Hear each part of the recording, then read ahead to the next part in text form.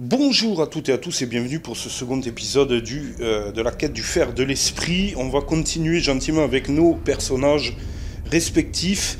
On va certainement déplacer, je ne sais pas, on va déplacer le nain, on va ouvrir cette porte, on va engendrer la salle qui suit et je vais fouiller un passage secret ici avec l'enchanteur qui va rester peut-être un petit peu à l'écart.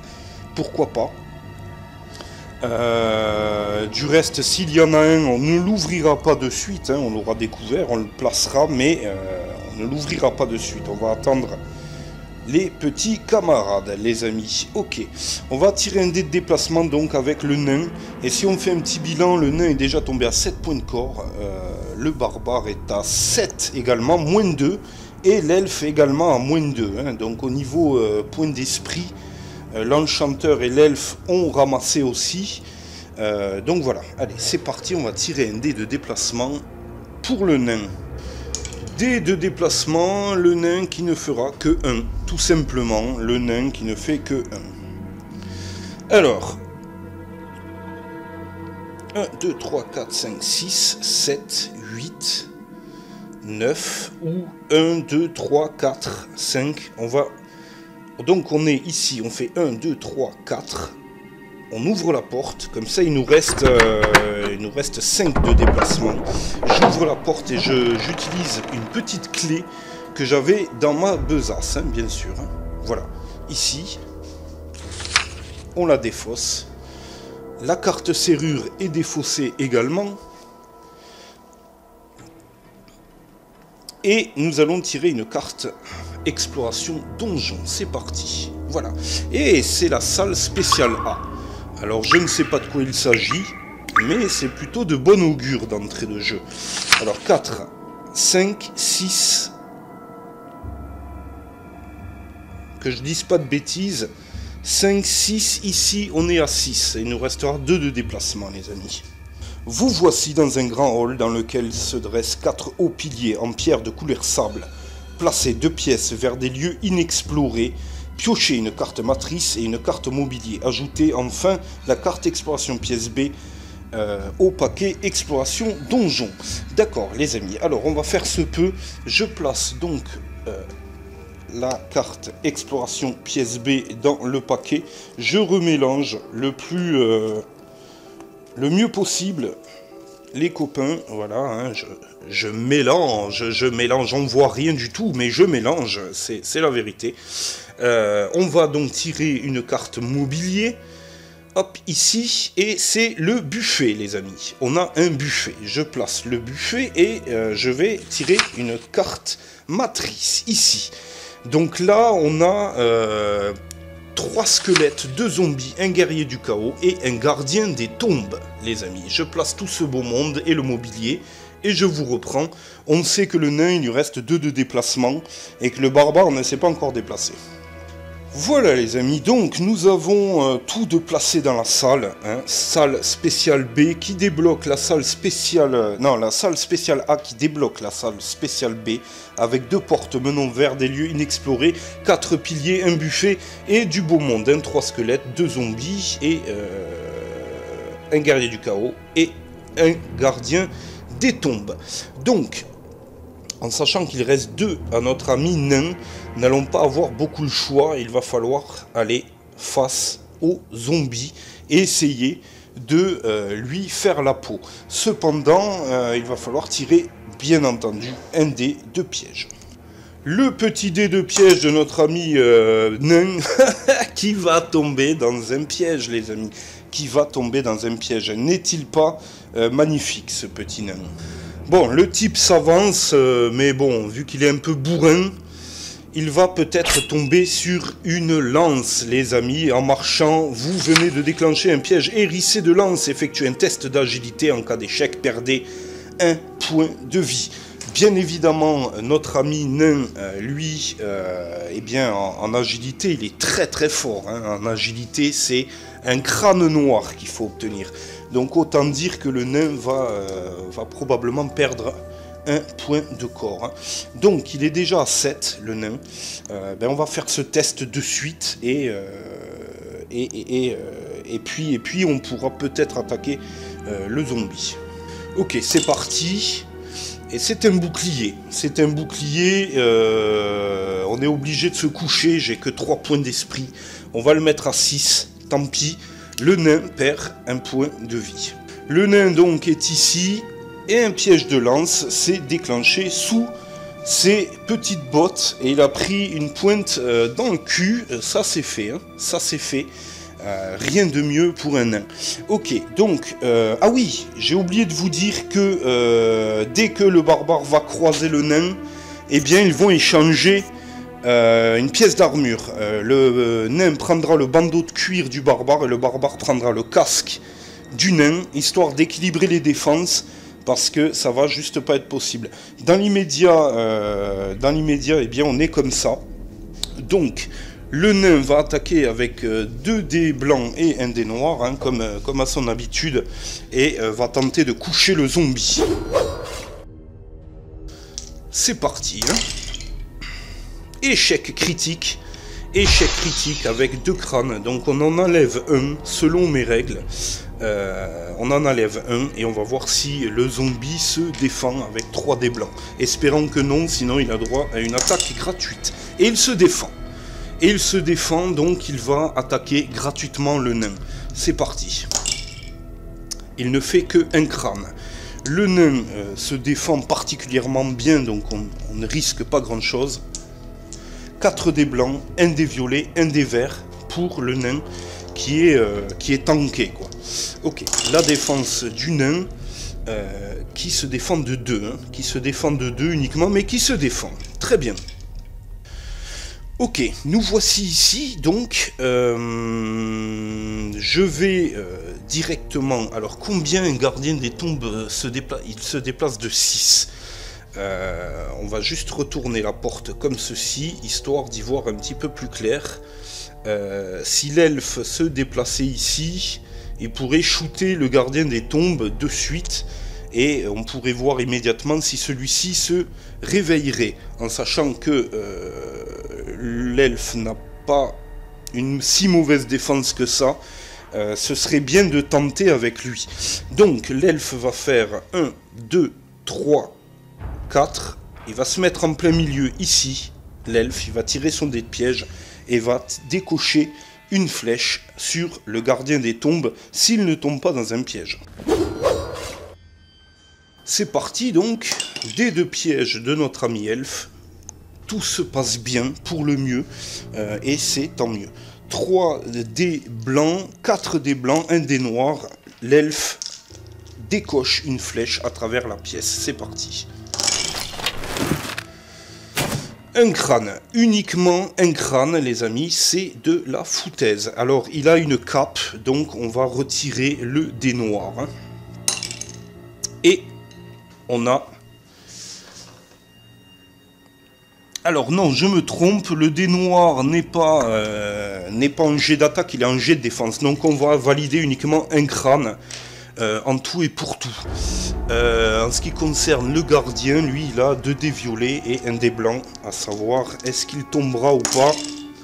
Et il ne tombe pas, hein, le gardien ne tombe pas, donc il se défend. La flèche de l'elfe n'a servi tristement à rien du tout. Ok, du coup, on va venir avec l'enchanteur. Sur le pas de la porte ici, à raison de dire qu'il ne tirera pas 2 dés de piège. L'enchanteur est ici, il ne pénètre pas, donc il ne tire pas de dés de piège. Hein, et il va lancer un sortilège. Un sortilège pour tenter de ralentir le guerrier du chaos. Alors il va lancer le sortilège tempête. Ici. Sortilège tempête. Et on va bien savoir si le guerrier du chaos se défend ou pas. En tout cas au niveau 2, je peux stopper 2 figurines. Donc je vais probablement stopper. Vouloir stopper du moins...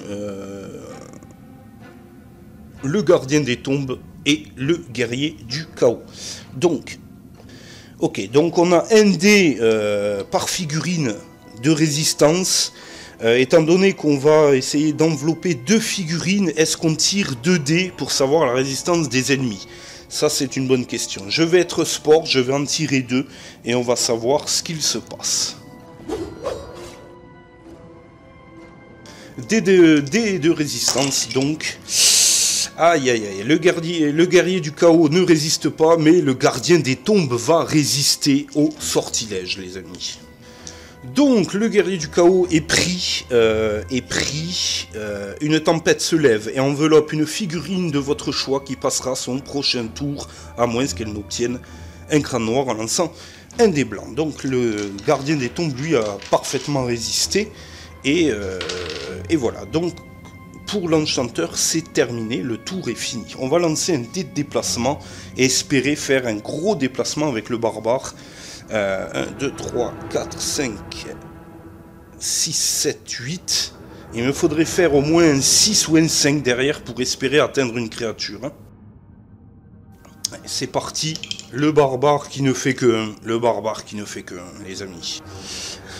1, 2, 3, 4, 5, 6, 7, 8 et 9. Le barbare qui rentre dans la pièce, mais qui ne va pas pouvoir faire beaucoup plus.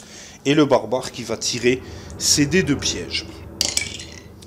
Dés de piège pour le barbare qui s'en sort plutôt bien. Et c'est au tour des squelettes de s'animer avant la piste d'événement. Alors la piste d'événement, pour le coup, on est sur un bouclier. Donc les squelettes, eux, veulent l'elfe ou le barbare. Donc ils ont largement de quoi faire. Hein. 6, 1, 2, 3. Le premier peut venir au contact. Le second peut venir également, et le troisième peut venir sur le barbare, tranquillement. Donc l'elfe va essuyer 2 attaques, et le barbare va essuyer 1 attaque.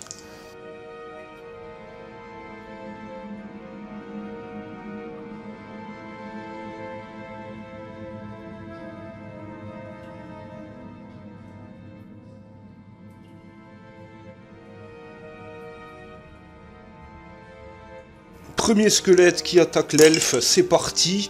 Il ne fera que un crâne. Pour lui, et l'elfe qui se défend avec 2 dés blancs et 2 dés verts. Un crâne, allez. Et avec la cape, on a possibilité de retirer un dé. Alors, on se défend de 1, donc ça suffit. On a défendu. Deuxième attaque du deuxième squelette, qui ne fait que un crâne également. Défense de l'elfe, qui se défend ici. Donc c'est parfait, dans l'immédiat on est bien.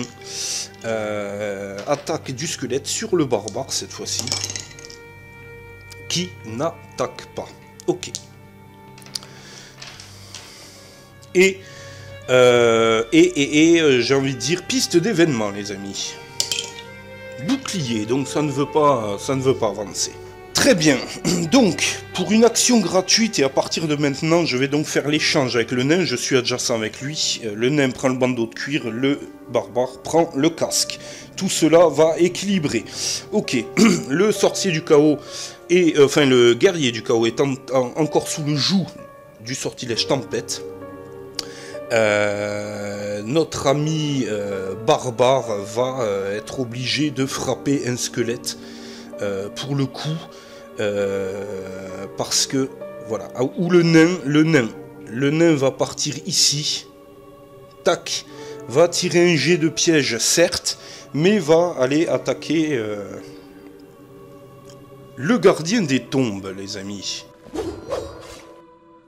Allez, c'est parti, jet de piège pour le nain, ça se passe bien fort heureusement, et on va attaquer le gardien des tombes, c'est parti. Donc, on a un crâne uniquement, on a juste un crâne, c'est pas terrible bien entendu, et la défense du gardien des tombes. Espérons pour le coup qu'il tombe vraiment, et c'est bon, il tombe, le gardien tombe au sol. Est-ce qu'il se relève? Non, il ne se relève pas, les amis. Alors là, c'est quand même très très bon. C'est très très bon. Donc le gardien des tombes, lui, est éliminé. Ça, c'est une vraie saloperie, les amis, parce que quand les gardiens des tombes s'écroulent au sol, ils sont susceptibles de se relever sur un jet de dés blanc avec un crâne. Donc, autant dire qu'ils ont 70% de chances de se relever, hein, largement. Donc voilà, ça c'est fait et c'est bien fait. Ok, l'elfe ou le barbare. Le barbare, est-ce qu'on peut passer sur le piège de lance? Je ne pense pas, je ne sais pas. Bon, le barbare qui va attaquer ce squelette ici, on va pas chercher beaucoup plus loin. Alors 3 dés noirs, 3 dés blancs pour le barbare, c'est parti, le squelette ne devrait pas poser de problème. Voilà, hein, c'est un véritable carnage, comme vous pouvez le voir. Ici le squelette est abattu. Notre ami elfe va se retourner et il va devoir se déplacer de toute façon. Donc il va se déplacer de 1 ici, ou de 2, tirer un dé de piège pour pouvoir avoir la distance nécessaire pour atteindre le guerrier du chaos qui est au fond. Le guerrier du chaos qui est au fond, de manière à qu'on ne l'entende plus, lui non plus, parce que ça devient critique. Donc, ok. Il y a du monde, hein, il y a beaucoup de monde dans ce temple souterrain. Allez, ça c'est le dé de piège de l'elfe qui réussit avec brio et avec finesse à ne pas se prendre le pied dans le tapis. Et ça, c'est son jet de dés. On a uniquement 2 crânes ici, le reste ne comptera pas. Et le guerrier du chaos va se défendre avec 4 dés blancs. Au meilleur des cas, il prend 2, il lui reste 1. Et il se défend de 1. Donc le guerrier du chaos va être à 2 points, de vie, mais n'ira pas plus loin. Ok, l'enchanteur qui avait équipé son bâton pour lancer son sortilège rééquipe son épée fine et va aller au contact contre l'un des squelettes ici pour faire le ménage. Pour faire le ménage, ou pas. L'enchanteur qui va se mettre ici et qui va peut-être tenter pas grand chose, hein, l'enchanteur. Combien il a de déplacement, l'enchanteur? Bonne question, déjà pour commencer, hein. L'enchanteur a 6 de déplacement, il était sur le pas de la porte, 1, 2, 3, 4, 5, 6. Il peut lancer un jet de déplacement pour essayer d'atteindre le zombie. Dès le déplacement 7, 8, ce qu'il suffira à atteindre donc le zombie ici. On est là, donc on va essayer de transpercer le zombie avec 2 dés blancs et 1 dé vert. L'une des rares armes tranchantes que l'enchanteur et le magicien peuvent utiliser. Voilà. Un des 2 pièges pour l'enchanteur, ça se passe bien, vraisemblablement. Et là, il tente de couper la tête, de faire au mieux en tout cas, avec un crâne uniquement. Et le zombie se défend avec 3. Donc voilà, et c'est parti. Défense du zombie qui résiste. Le zombie résiste. Ouais, voilà, ça c'est épique, mais quand même ça fait chier. Voilà. Et en parlant de zombies, les amis, c'est à eux de s'activer. Et c'est là que les choses vont se compliquer. Alors que les zombies veulent l'elfe, le nain, l'enchanteur et le barbare. Hein. Donc voilà, lui, il est sur l'enchanteur.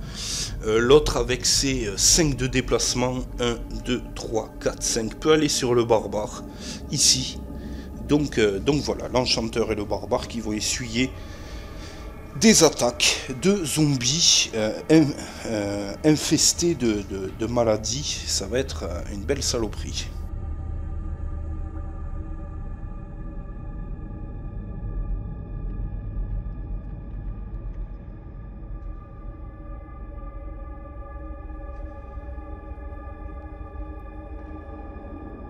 C'est parti donc pour le jet de dés du premier zombie sur l'enchanteur. Espérons qu'il ne fasse pas grand chose. Bon, ça va, il ne fait que un crâne. Mais c'est surtout la défense de l'enchanteur qui me dérange. Donc lui, il a un dé bleu et 2 dés blancs. Allez, enchanteur, allez. Il a la cape de Taylor. Qu'est-ce que cela lui confère? Cette cape occupe l'emplacement corps sur votre fiche de héros, très bien. Voilà, rien de plus, hein. Elle offre juste un dé supplémentaire de défense, hein. La cape de Taylor, c'est pas l'artefact du siècle, hein. Alors, on a 2 boucliers, donc on sait protéger, c'est juste excellent. Le deuxième zombie sur le barbare, qui ne fait lui que un crâne. Et du coup, le barbare qui a récupéré le casque, donc va ajouter un dé blanc à sa défense. Donc il a 2 dés blancs, 3 dés blancs et 1 dé vert, le barbare, hein, pour se défendre de ce seul crâne. Ouais. Et le barbare qui fait n'importe quoi, qui n'a pas bien compris ce qu'il devait faire, effectivement. Le barbare, on va utiliser un point d'esprit, il tombe à 1, parce qu'il est à 7 points de corps et je ne voudrais pas qu'il s'infecte. Donc on rejette les dés, hein. Ok, cette fois-ci c'est bon, on se défend avec cet unique bouclier qui est ici. Et là, c'est la piste d'événement. C'est un bouclier noir, ça va avancer cette fois-ci.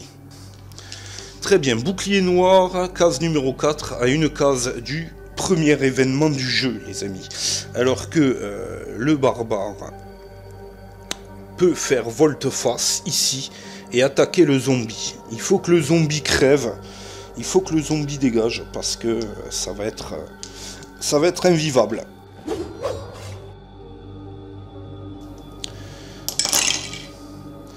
Alors on a 1, 2, 3 crânes pour le barbare. Pour rappel, le barbare attaque, hein, pour rappel, avec une hache d'arme qui lui confère 2 dés blancs, 1 dé noir, 1 dé noir supplémentaire parce que c'est une arme préférentielle.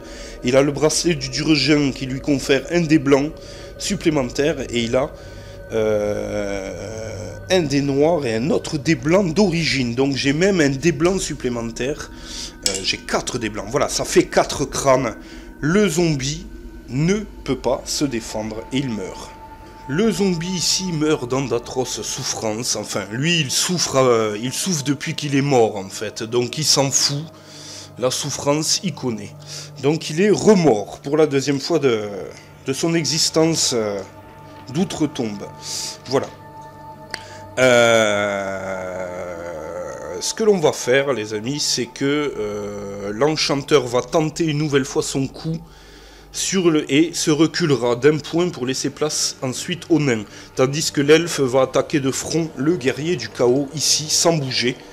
On va tenter encore une fois l'épée fine de l'enchanteur pour voir si s'il parvient à tuer ce zombie. Ça serait une bonne opération. C'est parti donc, l'enchanteur.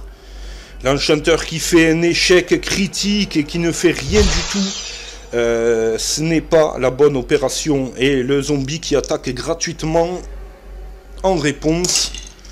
Ouf, on a du bol, on a particulièrement de la chance parce que c'était craignos.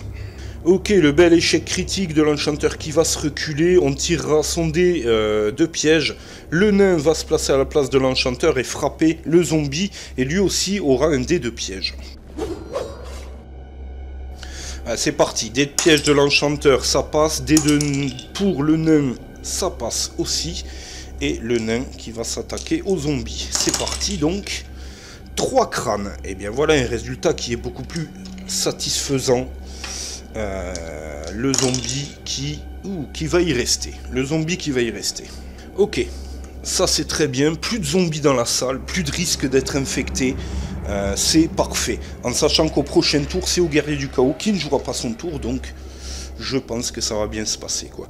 On va tirer une flèche, décocher une flèche à travers la salle avec notre ami elfique qui va prendre ses responsabilités, espérons-le, face au guerrier du chaos. pour rappel, lors d'un jet d'arc, enfin moi pour mon jeu, j'ai augmenté un petit peu les possibilités sur ma version comparée à celle de Gravaillon. Il va falloir que je fasse 4 crânes noirs sur un jet de 5D pour ne plus avoir de munitions au niveau flèche dans le carquois. Donc bon, il y a un peu plus de marge, on conserve l'arc peut-être un peu plus longtemps.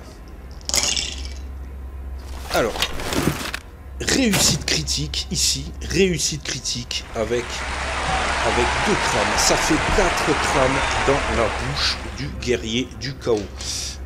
Avec cette belle réussite, je ne sais pas s'il va se défendre, mais ça va être tendu hein, pour lui. Ah, il ne se défendra pas, la flèche part et transperce, vient se loger dans le casque au niveau des yeux, et c'est terminé. Hein. Le guerrier du chaos est complètement fini.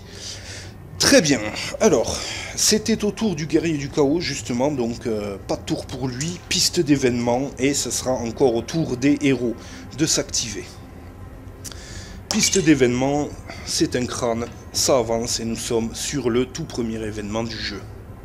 Événement numéro 5, et en priant que ce ne soit pas des gardiens des tombes, tout autour de vous résonne le bruit de petites pierres qui se détachent du plafond et roulent sur le sol. Ce temple est véritablement en ruine et vous pensez que l'endroit n'est pas aussi sûr que vous le... Et vous redoutez que l'endroit n'est pas aussi sûr que vous le pensiez. 3 lieux sécurisés de votre choix ne sont plus sécurisés désormais. Retirez les marqueurs rouges. D'accord, très bien. Donc, en fin de compte, il faudra rajouter 3 marqueurs pièges dans des lieux que l'on a déjà sécurisés. Ok, ce premier événement est plutôt cool dans l'absolu. Donc on a un marqueur qui va venir dans cette pièce, dans la pièce d'à côté, dans le premier couloir. Et ces 3 lieux ne sont plus sécurisés, les amis. Très bien. Ce que l'on va faire, c'est que pour éviter de déplacer un héros, on va tirer à la flèche sur le premier squelette. Puis on se déplacera avec je ne sais qui pour aller abattre le second. Ça fera un jet de piège en moins. Très bien. Donc l'elfe décoche une flèche sur le squelette qui se trouve ici. C'est parti donc. Ok, ça fait 1, 2, 3. Le squelette ne peut pas se défendre, il meurt. Donc la flèche parvient à atteindre le squelette qui éclate en morceaux dans la salle. Les os retombent par terre et rebondissent dans un bruit atroce contre les murs et c'en est terminé. Le barbare, parce qu'il faut peut-être en terminer, je ne sais pas, ou le nain, 1, 2, 3, 4, le nain va venir ici. Le nain va venir ici. Il est capable le nain de le faire. On va tirer un jet de piège et il va attaquer le squelette.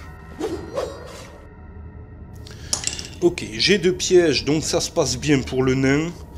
Et allez, c'est parti. Est-ce que... Ah oui, 3 crânes, c'est parfait, c'est parfait, c'est parfait. Donc le squelette tombe en morceaux.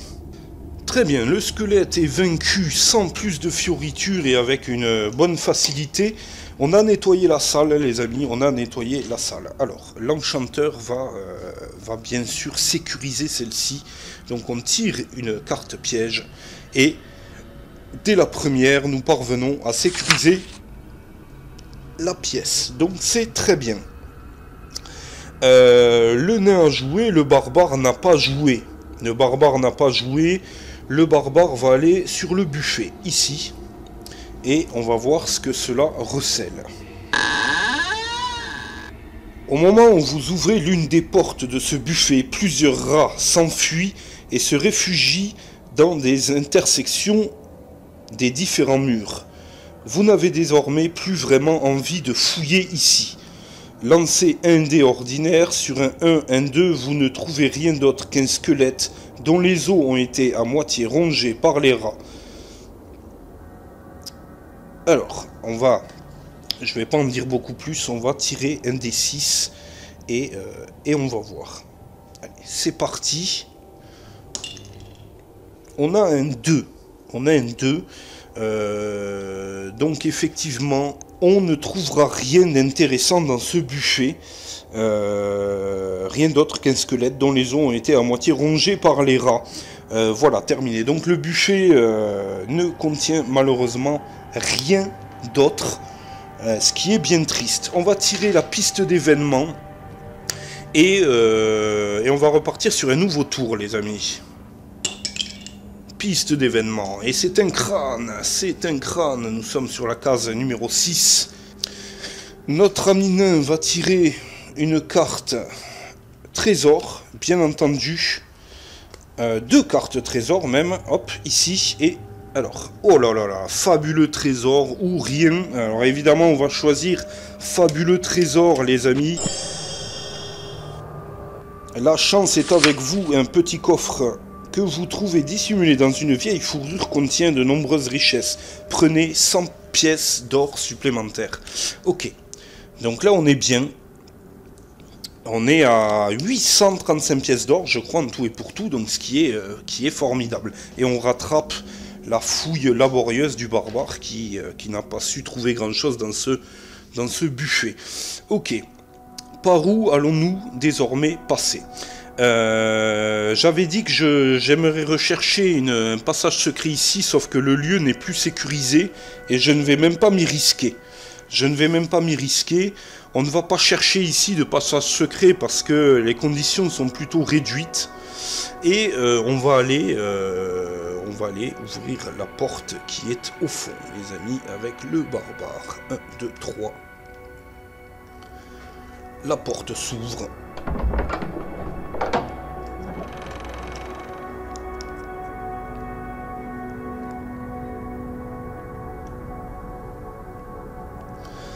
« 4, 5, le barbare vient de pénétrer dans un lieu inexploré. Nous avons une pièce avec une porte fermée à clé et une carte matrice. Nous voici dans la nouvelle salle, les copains, avec une carte matrice qui nous attend, une porte fermée à clé ici, et c'est parti. Ouf. Et là, ça tape du très très lourd. Changement de population. Donc les zombies passent à la place des squelettes en A. Et on a d'ailleurs 3 squelettes, 2 zombies, un guerrier du chaos, un gardien des tombes et une momie qui nous attendent dans cette pièce. Qui ressemble plus à un petit réduit d'ailleurs. Ok les amis, vous voyez que le barbare a mis une fois de plus les pieds dans le plat. Là c'est violent, c'est très très violent.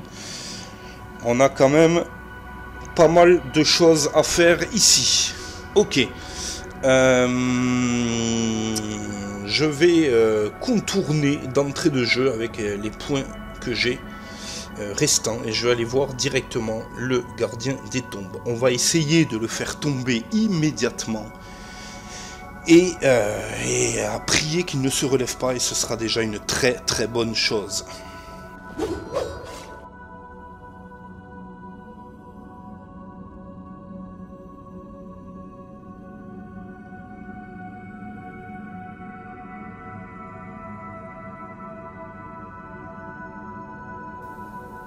Le barbare, comme à son habitude, qui rentre donc comme une brute dans la mêlée et qui va tirer ses jets de piège. Donc ça passe, hein, avec 2 crânes. C'est très bien. Donc 4 dés blancs et 3 dés noirs. Allez, c'est parti. Il faut coucher le gardien des tombes immédiatement. C'est parti. On a un 7. On a 1, 2, 3, 4, 5 crânes, les amis. Alors c'est plutôt bien parti. Le barbare a fait preuve d'une très grande habilité sur le coup. Et voici la défense du gardien des tombes qui ne fera rien de plus. Et on va tirer son dé pour savoir s'il se relève et il ne se relève pas. Et là c'est très très bon pour la suite, les amis. Ok, le gardien des tombes, lui, est parti en poussière. Donc ça, c'est vraiment excellent. On s'est même pas pris les pieds dans le tapis, donc c'est très très bon.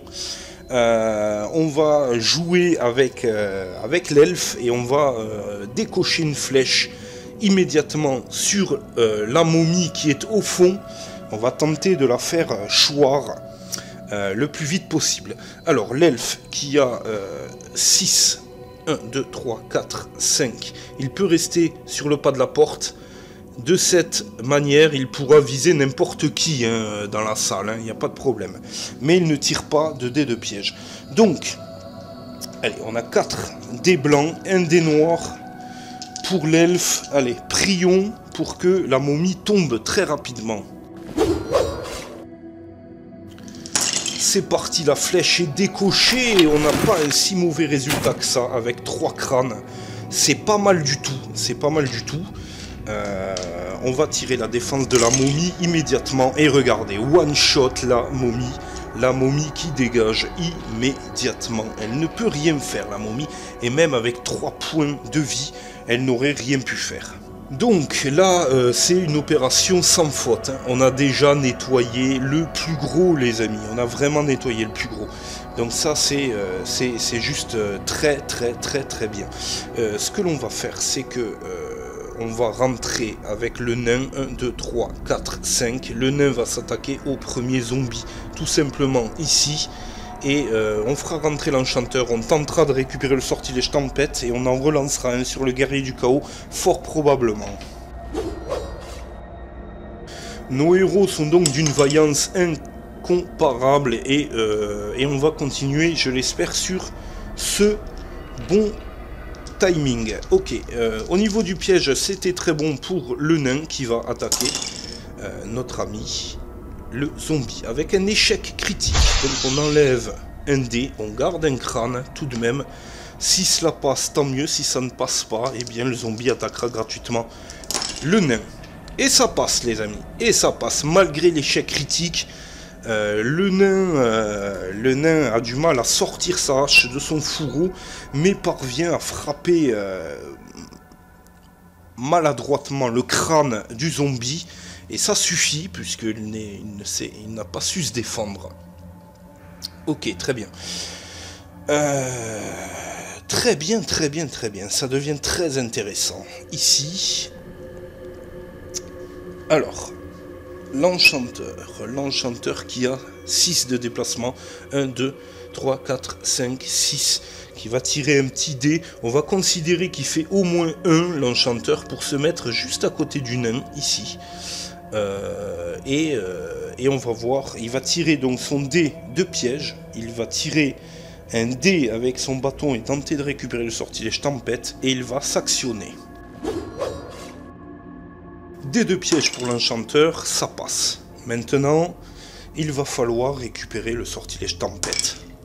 Et ça ne passe pas, malheureusement, le sortilège tempête est défaussé pour le reste de la quête. Mais notre ami va essayer d'endormir le guerrier du chaos. Votre cible s'endort à moins qu'elle n'obtienne un 5 ou un 6 en lançant autant de dés ordinaires qu'elle possède de points d'esprit. La cible endormie ne peut rien faire, pas même se défendre au début de chacun de ses tours. Elle relance ses dés pour tenter de sortir de son sommeil. Ok, donc le guerrier du chaos, il me semble qu'il a 3 points d'esprit, donc c'est un jet très risqué, les amis. Allez, c'est parti. Il résiste, donc le sortilège sommeil ne sera pas pris en compte. J'ai même envie de vous dire, les amis, que ça vaudrait peut-être le coup. D'ailleurs, on vient de passer un événement. Notre ami enchanteur est remonté à 6 points d'esprit. Et il va en réutiliser un, donc on revient à 5 et on relance le dé qui a fait 6. Et c'est bon, du coup le sortilège sommeil passe sur le guerrier du chaos. Donc le guerrier du chaos, lui, il est endormi, donc il se couche par terre, il ne peut rien faire. Ça va être au squelette de s'activer, ce sera à la piste d'événement. Donc crâne, le squelette, lui, il veut le barbare, l'elfe et le nain. Donc ils sont sur le barbare, hein, les trois, hein, sans plus de commérage. C'est parti, on va faire les 3 attaques consécutives sur le barbare. La première attaque sur le barbare, c'est parti, c'est déjà 2 crânes. Hein. C'est déjà 2 crânes. Est-ce que celui-ci va réussir à se défendre? 2, 3 des blancs, 1 des verts, comme dit. Allez, c'est parti. Allez, allez, allez. Non, non, non, il ne se défend pas du tout, le barbare. Il ne lui reste plus qu'un point d'esprit. Il est obligé de prendre 2 points de vie. Donc il tombe à 5. Il tombe à 5. Ça, c'est pas la bonne opération. Deuxième squelette qui réitère encore avec 2 crânes. Aïe, aïe, aïe, aïe, aïe. Et on retombe encore à 3 points de vie. Si le prochain fait la même, on est à 1 point de vie. Hein. C'est pas compliqué. Là, ça fait très, très, très, très mal. Hein. Bon. Allez, barbare, fais quelque chose. Il se défend de 1 ici, donc la dernière ne parvient pas à toucher, mais voilà quoi. Piste d'événement, c'est un crâne, ça avance.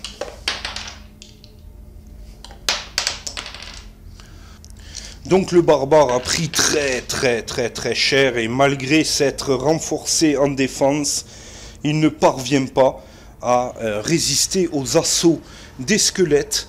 Et là, il va falloir venir l'aider, très clairement. Donc l'elfe va tirer une flèche sans même se déplacer, sur le zombie de préférence. Hein. On va faire ça sur le zombie quand même, parce que ça risque d'être risqué. On essaie de finir cette salle, on guérit le barbare et on verra. L'elfe qui encoche une flèche sur le zombie. 1, 2, 3, 4 crânes. Le zombie qui ne peut pas se défendre avec ses 3 dés blancs. Donc il meurt. Hein. C'est une flèche perforante hyper bien. Le zombie a disparu. Du coup, le nain va venir ici. Et va tenter de tuer au moins un squelette pour aider le barbare. Et voilà. C'est parti autour du nain. Des 2 pièges. Ça passe très bien. Allez, nain. Alors, lui, il ne fait que un crâne. Les squelettes ne se défendent pas avec beaucoup. Ok, il parvient à tuer un des squelettes qui assaille le barbare. Ok, ça c'est fait. Notre ami enchanteur ici présent. Je ne sais pas. L'enchanteur peut bêtement aller voir le guerrier du chaos qui ne peut pas bouger, ne peut pas se défendre. Donc quoi qu'il arrive, il lui fera des dégâts. Donc à chaque crâne, ce sera des dégâts. Donc allez, il y va avec son épée. Il va frapper comme un gros sale le guerrier du chaos qui se trouve au sol complètement gratuitement. C'est parti. Avec un jet de piège bien naturellement, ça passe. Et voilà. Et voilà, 3 crânes. Donc on tue le guerrier du chaos avec l'enchanteur et le guerrier du chaos qui ne peut pas se défendre. On va voir si on peut récupérer le sortilège sommeil. Et on ne le récupérera pas, malheureusement. Ok, très bien. Donc voilà les amis, on est plutôt très très bien. Alors le guerrier du chaos ne pouvait pas se défendre. Il l'a juste achevé, il a pris le pommeau de l'épée à 2 mains et schlac par terre, terminé. Fini le guerrier du chaos. Le nain, on a joué avec lui, l'elfe aussi, on a décoché, le barbare n'a pas joué ce tour, donc il va se retourner, faire volte-face et éclater la tête d'un des petits squelettes avec ses 3 dés noirs, ses 4 dés blancs et probablement même que il pourra essayer un déplacement derrière, je ne sais pas. C'est parti. Donc on a 1, 2, 3 crânes. 3 crânes, le squelette ne peut pas résister. Ok, le squelette est vaincu. Pour le coup, on est sur un crâne. C'est à son tour. Et le squelette va vouloir à son tour le barbare. Hein. Comme dit, Donc on est obligé de tirer le tour du squelette sur le barbare. Espérons que ça passe, espérons que le barbare puisse défendre. Et c'est parti donc l'attaque du squelette qui fort heureusement ne fait rien du tout, il loupe complètement le barbare. Piste d'événement, c'est un crâne, ça avance. Et le barbare, à son tour, va attaquer et en finir avec cette saloperie.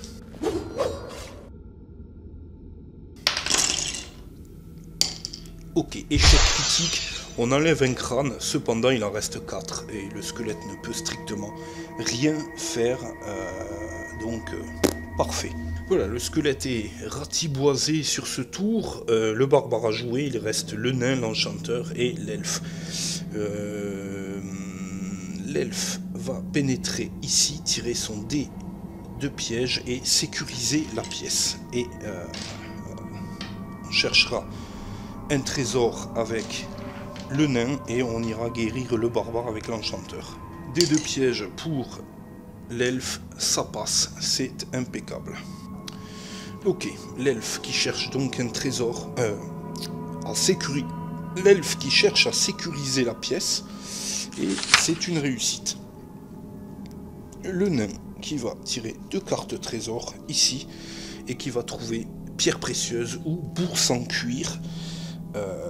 Votre pied heurte quelque chose au sol et un bruit métallique se fait entendre. Vous reconnaissez de suite l'éclat de l'or. La chance est avec vous.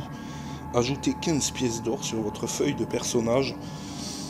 Niché au fond d'une vieille botte, vous découvrez une pierre précieuse. Alors on va préférer prendre la pierre précieuse qui monte à 50 pièces d'or. Donc voilà, 50 pièces d'or supplémentaires pour le nain.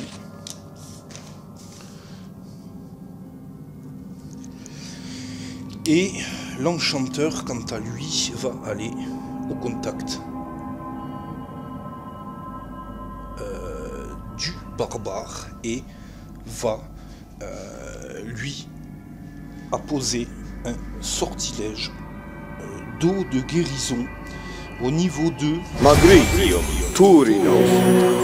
Au niveau 2, il peut récupérer jusqu'à 5 points, 5, 6, 7, 8. Ce qui le ferait remonter pratiquement full, hein, donc il remonte à 8 à concurrence de 9. Le barbare, hein, donc eau de guérison ici.